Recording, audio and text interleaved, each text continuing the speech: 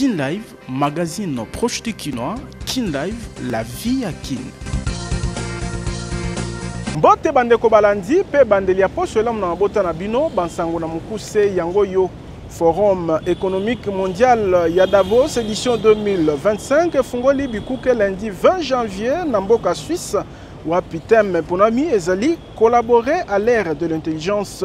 Invité mokonzi mboka Félix Tshisekedi Aniati Makolo na Suisse lundi oyo grève ya bakumbi taxi lundi oyo na capitale ekolo Congo démocratique likama mokote esalemi contre bakumbi bazwaki mokano ya kosala.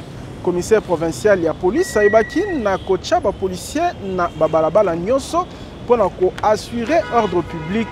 20 janvier 2024 20 janvier 2025 ekoki simbula mobimba uta mokonzi mboka Félix Tshisekedi alapaki ndaye na stade de martyr na cadre ya bobandi ya manda na ye ya mibale.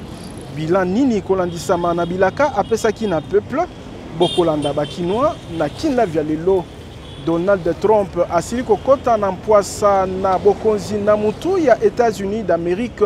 Milulu ya investiture pe ya passation ya pouvoir na Joe Biden.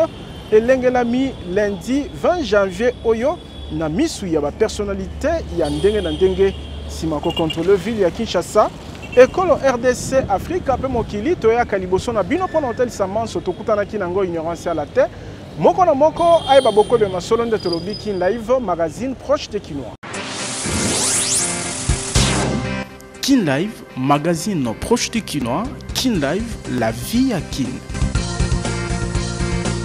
Bozali ebele ya kolanda manaka o epesaka bino bansango na lokota ya lingala Kin Live totombeli bino boye malamu pe mbote bipai bozwami édition lelo ekofungwama na bansango oyo.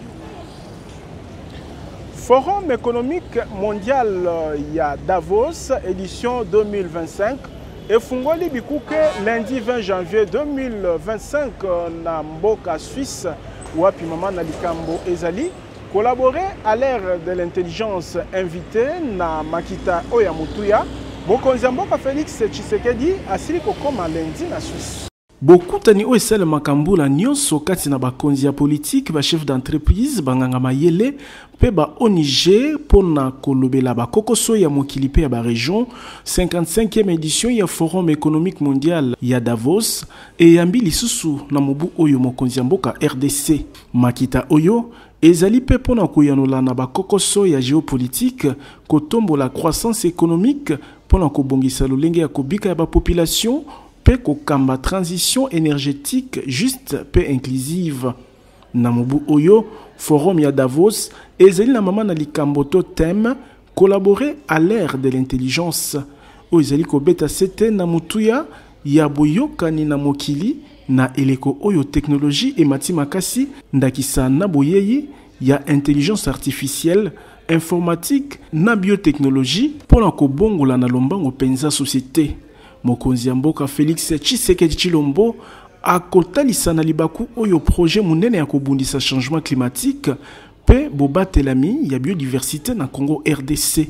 Bosimba ete na mobembo na ye na Suisse, Félix Tshisekedi atamboli na 4 ministres sectoriels ndakisa ministre ya misala libanda Thérèse Kaikwamba, ministre ya environnement F Bazaiba, ministre ya finance Doudou Fwamba, pe ministre ya mine Kizito Pakabomba.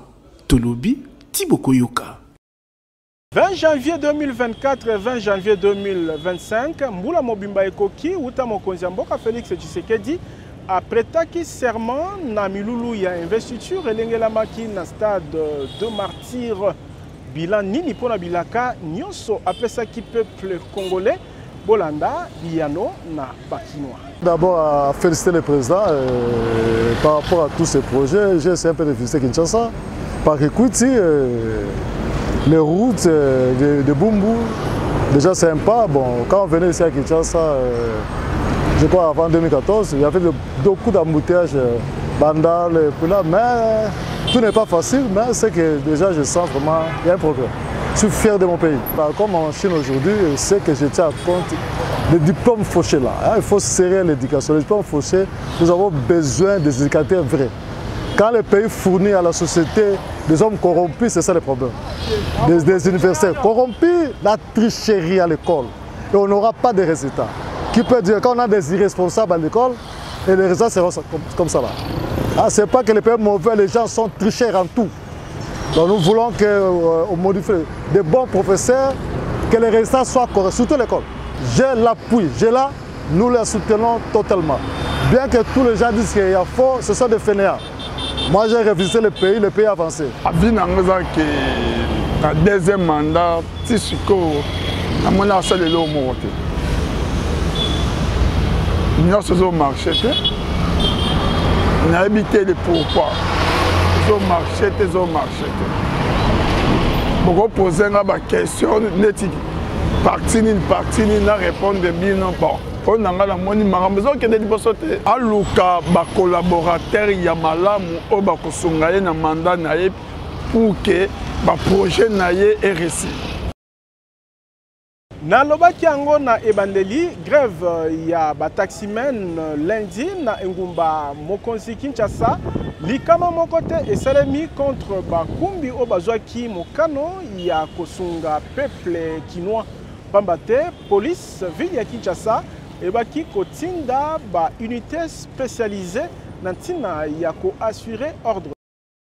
Kotambola na Kinshasa ezalaki pasi na tongo ya lundi 20 janvier 2025 kolandisama na grève ya bakumbi taxi oyo bazali kotelemela grille tarifaire ya sika gouvernement provincial ebaki na kobimisa pona kolandela kotambola ya bato pe biloko na bango na kimia commissariat provincial ya police ebaki na kodéployer ba unité spéciale ya police na babalabala minene ya capitale.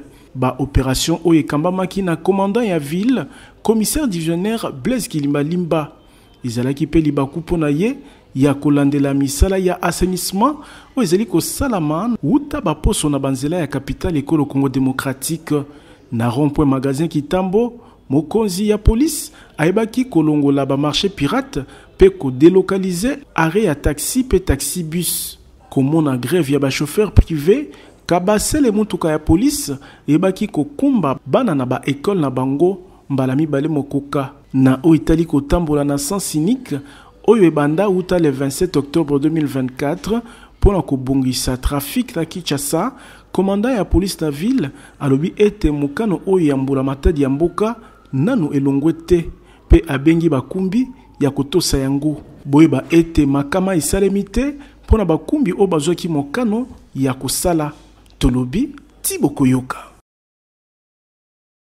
Bokoti na misala ya grille tarifaire ya sika totalo ya sika ya course ya transport na ngumba mokonzi Kinshasa gouverneur Daniel Bumba Lubaki abengi bakumbi ya kotosa yango na libaku ya liyanga nyazalaki nango na masanga ya bakumbi moyangele ngumba mokonzi Kinshasa akebisi ba ebanso bakocha mobulu na balabala. Kolandisama na menace ya grève ya bakumbi taxi moyangele ngumba mokonzi Kinshasa akambaki dimanche liyanga ni kati na gouvernement provincial masanga ya bakumbi pe ba service ya sécurité. Numéro 1 ya capitale abengi bakumbi na botosi ya grille tarifaire ya sika pe bakino ya kotambola na kimia na koyoka gouverneur Daniel Bumba Lubaki talo ya sika ya course ya transport ezali kolandisama na bokiti ya talo ya carburant oyo litre koma 2990 francs congolais akobi kobakisa ete ezali na ntina ya ko renforcer pouvoir d'achat ya bakinois nde babongoli grille tarifaire. Gouverneur Bumba akebisi bakumbi o bakocha mobulu na nzela ba prix wana ezomaka unilatéralement te biso mo toujours en moto toujours qui en commission na ba chauffeur. Alors la prix autozui oyo déjà consécutivement na baisse ya carburant ou seulement qui na l'effort du gouvernement national par rapport ya politique au tadamo kontambo gazo mené na gouvernement na ye pour na améliorer la condition de vie à Kino na kokitisa biloko tal kokitisa vie chère mais toujours qui en gros en commission na ba chauffeur grille ya transport ou ba prix ya transport en commun. Alors tu qu'on dit matin alors que tout ça en commission de commun accord et ça les attaques 2 semaines 3 semaines groupe Mongo Boé non identifié balancer ba tract pour nous en grève grève il en a un principe. Soit un principe comme une grève sauvage. Dans la carte de la commission, tout se discute d'abord en commission, après la commission de l'organité, ils auront préavis, après préavis, tout côté là, va avoir de grève. Travail au sein des travail, moi, réfléchi. Commission en écotaka, sont qui, facteur, où influence à la prise de transport et bouger, entre autres carburants, il y a un peu kotara. Il y a cause à la hausse, il y a cause à la baisse. Pour le cas où, tout ça, suivant ordre naturel, il y a mouvement et prix à carburant, mais toujours gris tarifaire. On peut tolérer que les loyaux, tout le monde identifié, va voir qu'à track, va perturber via la quinoa. Tolobi, Tiboko Yoka. Kino lelo baebanso bazali condamné na peine de mort. Mon côté asili kozala exécuté ezali mokonzi ya mboka Félix Tshisekedi nde alobaki yango na libaku ya milulu ya échange de vœux n'accord diplomatique accrédité na école Congo démocratique. Koleka motango ya 150 Congolais bazali condamné na peine de mort na mobu 2024 pe ebandelia 2025. Na molongo na bango, Corneille Nanga pe batunaye, ba membre ya mouvement New Zaïre kati na bango Marcel Malanga, mwana ya leader ya groupe rebelle, ou azalaki assassiné sima ya tentative ya coup d'état na ye le 19 mai 2024, ba soldat ya FARDC o bakimaki bitumba liboso ya ba M23 na Nord Kivu, pe koleka motango ya 100 kuluna, oyo bachamaki maboko, pe jugé na cadre ya opération Ndobo pe 0 kuluna, lancé na gouvernement. Kotala ba interpellation ya bikolo pe masanga ebundelaka makoki ya moto ndakisa Amnesty International oyo batelemeli likanisi ya koboma batu na Congo démocratique. Mokonzi ya mboka Félix Tshisekedi ayebaki kotia pole na mokano ya kozongela peine de mort na Congo démocratique. Liboso ya corps diplomatique accrédité na Kinshasa, Félix Tshisekedi alobaki boye.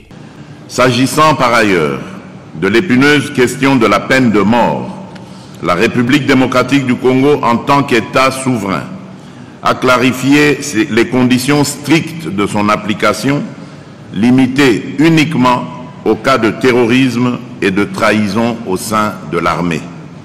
Cependant, il est important de souligner qu'à ce jour, aucune exécution n'a été menée, témoignant de notre engagement à faire évoluer cette question dans un cadre réfléchi et respectueux des droits fondamentaux. La justice congolaise doit refléter notre souveraineté, notre dignité et notre vision d'une nation forte où l'impunité et l'indiscipline n'auront plus de place. C'est par la justice que nous renforcerons l'autorité de l'État et gagnerons la confiance de nos concitoyens et de nos partenaires. Wanaye Kotinda ba condamné à mort na ba prison ya haute sécurité, ministre ya justice Constant Mutamba ayebisaki bango polele ete bakozonga lisusu te. Lelo bokende bazo exécuter peine de mort. Boyeba que bozonga lisusu te. Bazo tinda na angenga tolobaka tolingi lisusu koyoka bakuluna te. Kota la danger kuluna ezali ko représenter pour na peuple kinois, mukano ya koboma baye bazali condamné na justice na peine de mort, ezali encourager na population victime ya misala mabe ya bakuluna.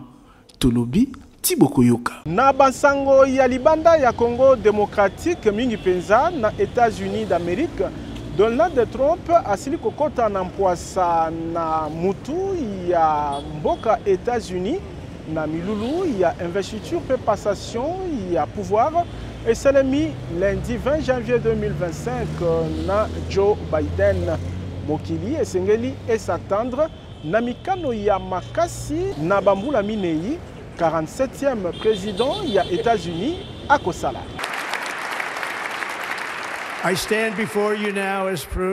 Je suis la preuve vivante qu'il ne faut jamais croire que quelque chose est impossible. Aux États-Unis, l'impossible, c'est ce que nous faisons de mieux.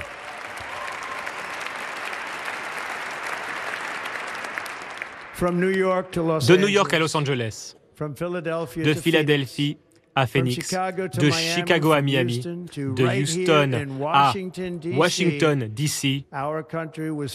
Notre pays a été forgé, a été construit par des générations de patriotes qui ont donné tout ce qu'ils avaient pour protéger nos droits, pour protéger nos libertés. C'était des agriculteurs, des soldats, des cow-boys, des ouvriers, des mineurs, des policiers, des pionniers qui ont avancé toujours et ont surmonté tous les obstacles Ensemble, ils ont créé le chemin de fer, ils ont érigé des gratte-ciels, ils ont construit des autoroutes, ils ont remporté 2 guerres mondiales, ils ont lutté contre le fascisme et le communisme et ils ont triomphé contre tous les défis auxquels ils ont été confrontés. Après tout ce que nous avons traversé, nous arrivons au début d'une grande année. Avec votre aide, nous allons restaurer la promesse des États-Unis et nous allons reconstruire la nation que nous aimons tant. Nous sommes un peuple, une famille, une nation glorieuse sous le Seigneur. Pour que tous les parents qui rêvent pour leurs enfants, pour tous les enfants qui rêvent pour leurs parents, je suis ici pour vous, je me battrai pour vous et je gagnerai pour vous. Je vais gagner comme jamais auparavant.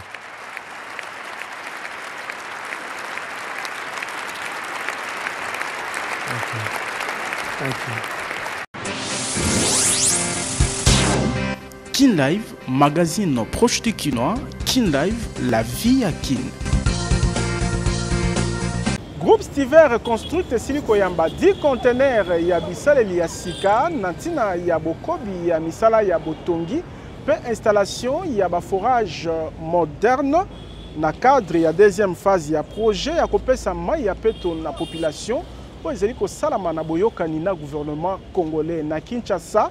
Misala esila lolenge moko pe na Mongala mingi penza na lisala wapi 5 stations esili pe population azali kozwa mai misusu misala ezali kokoba. Ezali likambo ya kotiela tembete komi pesa to engagement ya kolongisa projet ya mutuya oyo pona bolamu ya population. Groupe Stiver Construct ezali kokoba na bokasi nyonso misala ya botongi pe installation ya ba forage moderne ya mai oyo soki esili projet monene pe kitoko oyo pona baimboka babikaka na ba village pe nzinga ya ba ville monene ekobongisa makasi penza qualité ya vie ya population na cadre ya boyokani to partenariat public privé na mambi matali mai. Mike Kasenga, DG ya entreprise, a telemi lokola mobali ya solo pona eteni ya mibale ya mosala. Stiver Construct et silaki koyamba wuta le 15 janvier 2015 10 conteneurs ya bisale lipe ba Angers ya sika pona bobandi ya eteni ya mibale ya projet ya botongi ba station ya mai ya peto na RDC. Le matériel, comme vous le voyez là, provient de Belgique, précisément d'Anvers. Et comme vous pouvez le voir, là, nous avons reçu notre 5e conteneur, donc 5 conteneurs sur 10. Et nous sommes déjà même en avance sur la deuxième phase niveau matériel. Donc tout ce qui nous reste maintenant, c'est que le gouvernement mette à notre disponibilité le site afin que nous puissions acheminer tout ce matériel qui vient d'arriver. Pona eteni ya suka ya misala ya liboso, nyonso ezali kotambola malamu pe 5 stations ya mai esili mobimba oyo epesi esengo makasi na population ya commune ya Maluku Pensele.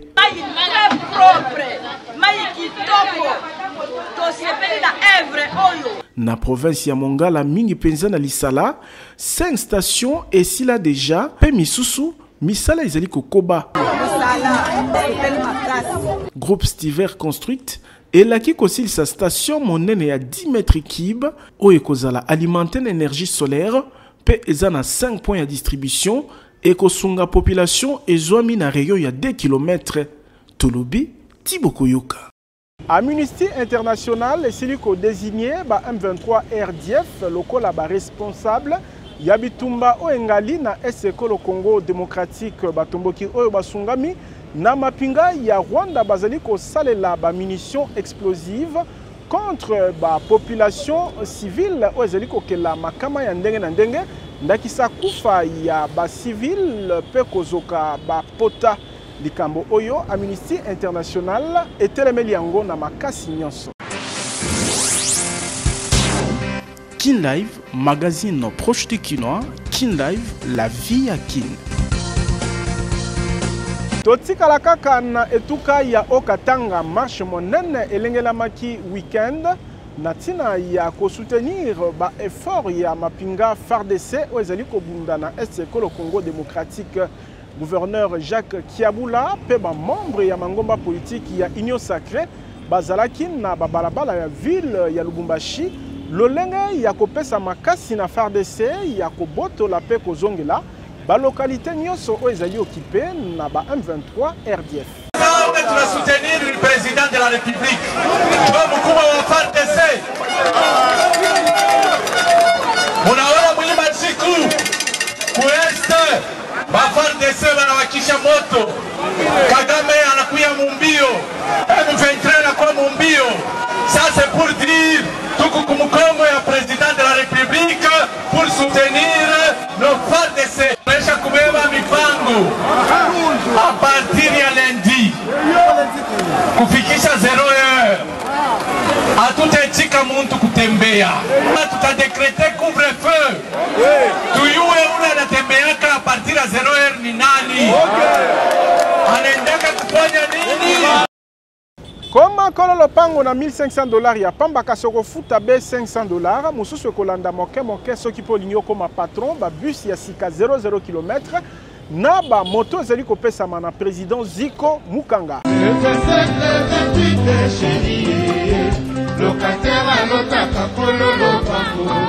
Soki olingi otika kolotaka kololo pango na suka ya sanza pe kolongwa na vie ya kilocataire na Kinshasa, président Ziko Mukanga Makila Lumumba acheli bisomi bange na ba concession Mukanga 1 na commune ya Ntele pe Mukanga 2 na commune ya Maluku po okoma kololo pango. Na ba concession na ye, lopango ya 20 sur 20 ezali na $1500 ya pamba, kasi okofuta avance ya $500 ya pamba o etikali okofuta moke pendant 12 mois. Avantage okozwa nulle part ailleurs, na ba concession Mukanga MPD, ba dépôt ya mabaya, ba dépôt ya ciment, ya batol, pe ya ba barre de fer nyonso ezali sur place pour faciliter construction na yo. Ba forage ya mai pe mibange na ba groupe électrogène ezali pona ko alimenter ba quartier Mukanga. Avantage mususu ezali paysage ozali komona lokola kaka na Ottawa mopepe kitoko na yango. Ba visite ezali organisée jeudi nyonso na quartier Mukanga 2 na commune ya Maluku pe chaque samedi na quartier Mukanga 1 na commune ya Ntele. Kasi pona ko silisa chômage na RDC, président Ziko Mukanga ayena opération comme patron. Azali kopesa moto ya 2 pneus na $1300 ya pamba, avance $400 ya 3 pneus na $4500 ya pamba, avance ya $2000 ya pamba. Pe ba bis ya VIP ya transport na $30000 ya pamba, avance $10000. Ozui bis ya sika 00 km o etikali okofuta malebe kino na suka. Adresse tozali na 2e niveau ya galerie Efra na numéro 42 ya avenue Victoire, quartier Kauka na commune ya Kalamu. Kobuka na tendeko, opportunité epesa melio na président Ziko Mukanga Makila Lumumba o azali kokokisa vision ya chef de l'État Félix Tshisekedi na président Ziko ki locataire pe chômage et sili na RDC. Tolobi Tiboko Yoka.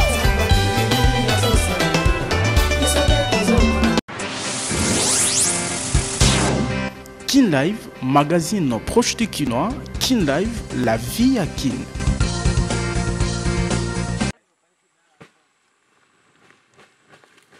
Production ya manioc ezali makasi na eteni oyo ya mboka ekoki kolesa mutango ebele ya bakongole kasi po ebima na village Kingango ezwami na Lusanga na territoire ya Bulungu na Ituka ya Kwilu ezalaka pete te nyonso oyo pona bozangi banzela ya malonga na koyoka bandeko bakotaka na ba village ya kati kosomba saka manioc ezali talo moke kasi basuka kase na pont Kwenge pour route nationale numéro 19 oyo ebimaki Kwit mutuka munene ekoki koleka te. Transport ya biso moteur eza te botambola ndenge nini zela mutuka de Kwiti Lusanga zela mutuka eza ya mabe moye mutuka pe ya koto ya munene eza te awa po biloko bimango biefe bimatiki Kwiti be na bifiri ya bilanga après ke nango Kinshasa boîte ya maboko tozwaka nzete posala yango nkai bozi mabaya bo fabriquer boîte ubani ko luka force musculaire malembe ti boye koma na pont Kwenge saki moko awa na mboka eza na valeur ya 45000 place toteka eza na valeur ya 70000 65000 omoni ke toza na pasi vraiment tozo souffrir makasi mosala eza te nini te tala ndenge tozo mona pasi tozo nyoko bon soki mbula ebeti toza na babashi yango wana tozipaka yango likolo ya bwato likolo ba fufu wana. Il fallait 7 heures du temps. Tozo luka ka boîte. Bandeko o bazana mikakatano mingi surtout na eleko o ya mbula ko bongisa banzela pe ko pesa bango ba moyen de transport ya malonga et ko pesa makoki ba production agricole e utana eteni oyo po ekoma na ba centre minene ya consommation tolobi Tiboko Yoka. Kobembuka na mikili États-Unis, Canada, Europe, n'espace Schengen, ne peut pas y commis facile dans la agence de voyage Tour du Monde Service. Kaka ndenge baibatale la kanzambe bayokisa makasoni te, ba congolaise na ba congolais oyo balukaka visa na nzela ya agence de voyage Tour du Monde Service, ba monaka mikili ya poto na facilité. Lokola ba expert na mambi matali ba démarche ya kozwa visa, mayele na expertise ya TMS et pesi ba kinoise na ba kinois en particulier, pe ba congolais en général et belé ba visa ya kokende na Canada, États-Unis, Europe n'espace Schengen, pe bipai na bipai. Lokola na Tour du Monde Service ezalaka un coup une flamme, Charlène Banza o asalaki confiance na TMS azui visa na ya Canada ndenge bozali komona na bilili bomo meseno ngulu ya kapela pentaba eliamaki sans plaignant lolenge ya kopesa Kinshasa au revoir. Ngapi na salaki confiance ya moto komia. Donc c'est sûr, c'est vrai. Lokola TMS asukisaka ba démarche na nzela te, Charlène Banza azalaki accompagné na ba équipe ya TMS na aéroport ya Njili. Wapi azoki mpepo pona kokende Canada tala ye na Montréal bisengo na bisengo TMS wana kati ya Canada tomona ni basali musala kitoko makasi moto akosa yo te ndeko adresse ya kozwa visa na facilité ezali kaka Tour du Monde Service méga promo fin d'année ezali na $800 ya pamba okei mikili ya poto na pete tozali na numéro 5151 ya balabala Kasavubu quartier Matonge na commune ya Kalamu, référence Carrefour des Jeunes. Kasi pour na réseaux sociaux, landa TMS na page certifiée po ba dongolo misu o bazali ko pola ebele à zéro ba komi ko sala nyamu kino na ba page Facebook. Ba komela paiement na TMS visa nde visa. Tolobi Tiboko Yoka. Bokono ya misuna ya minu ekomi kozwa lobiko na bokasi ya fondation Oila na nzela ya clinique ophtalmologique super optique ezomi na rond-point ba isika bazwaka transport ya Zando. Eloko neloko ezalaka na ngonga nango soki lobi ezalaki milelo ngonga kozwa lobiko na bokono ya minu pe ya misu ekoki po fondation Oila ememeli bana ya Kinshasa ya basi pe mibali na bakongole nyonso ba matériel ya génération ya sika pona kobikisa bango na nzela ya clinique ophtalmologique super optique o izeli na ba service spécialisé ndakisa ophtalmologie pona kobikisa bokono ya misu ata oyo balembana na ba matériel moderne oyo ba soin ezeli kopesa malokola kaka na mikili ya poto bongo ba lunette tozeli na ba verre progressif double foyer pe simple vision ya ba marque nyonso pe pona ba bourse nyonso traitement ya ba verre photo gré anti-reflet photo max pour na bakumbi mituka bakumbi wewa ezala ba ebasale la kaba smartphone pe ordinateur ezo salama na super optique et siliwana te mobange na cabinet dentaire moderne pe ezali malade ya minu et sili kozwa lobiko na ba équipement ndakisa fauteuil moderne oyo ovandi neto matina cheval pasi bosana lobiko ezali koya chirurgie dentaire ya ba sorte nyonso ezali ko salama minu ekatana osekaka lisusu te awa minu ezali kozonga mobimba pamba te ba prothèse ya ba forme nyonso ezali ko salama soki minu ekoma salite super optique ezali ko sukola pe blanchisserie dentaire ezali minu ezonga kongala lokola mapata radiologie dentaire pe ezali nyonso na prix ya bana mboka adresse tozali na rond-point Ngaba en face ya station Kobile esika bazwaka transport ya Zando maladi na yo ezui lobiko tolobi Tiboko Yoka. Kin Live, magazine proche de Kinois. Kin Live, la vie à Kin. Magazine Kin Live suki awa tozalaki ne sengo ko présenter bino ango na kombo ya équipe technique pe rédactionnelle totondi bino botondi sima caméra ezalaki Gindo Mbele botikala na kimia Kin Live ezali kokoba. Kin Live, magazine proche de Kinois. Kin Live, la vie à Kin.